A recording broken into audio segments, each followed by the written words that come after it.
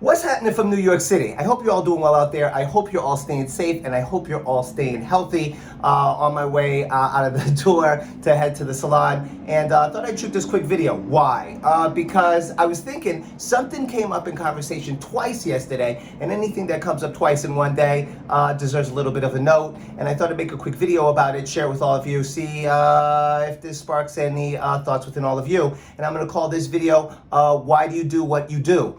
My first conversation was perhaps the most profound, so I'll use that as reference for this particular video. I was one of the apprentices at the salon I work at, Broom Street Society. I'm director of haircutting education there.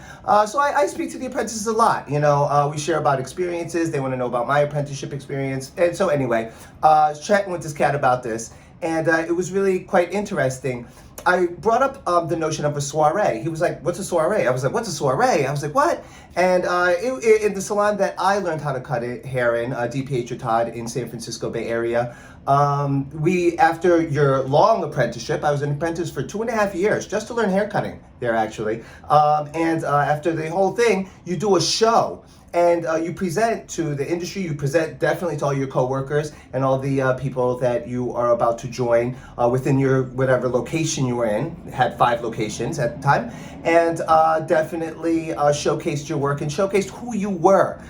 You put together the hair, the makeup, the music, the background, the theme, the whole joint. And you presented it to everybody. I told him all about my soiree. I'll give you the short version. Joint was hot. Anyway, and after it, this is where it got profound, right? Because I remember actually a real important moment in my soiree, and it was when everything was done. It was about to close the salon, getting ready to actually, almost showtime. And I wind up, I'm like, yeah, I got to go downstairs for a second. I was overwhelmed. Why was I overwhelmed? I was overwhelmed. I got introduced to this industry when I was in my late 20s, actually. I wasn't one of them cats who got into it very early. And I realized that probably the soiree I was maybe 29. I realized that was the first long-term goal that I had accomplished since I graduated high school. You see, dropped out of college, a whole lot of stuff happened with my punk rock band, a whole life journey with that. I almost wanted to be a commodities trader, that fell apart.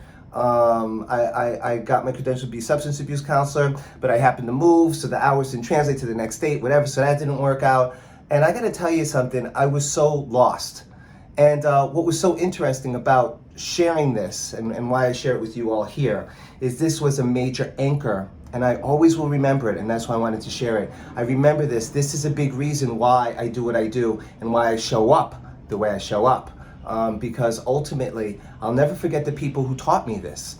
They really took a lost young man and really gave him direction. And once I found out or discovered or was introduced or invited to educate, I was definitely shown a purpose. And the power of purpose in this life cannot be overstated. And I have to tell you all, that's why I teach the way I teach. That's why I'm so passionate.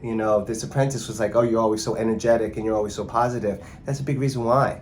Because I realize, because the impact that the teachers in my life had on me, I know that I can have that same impact on someone else.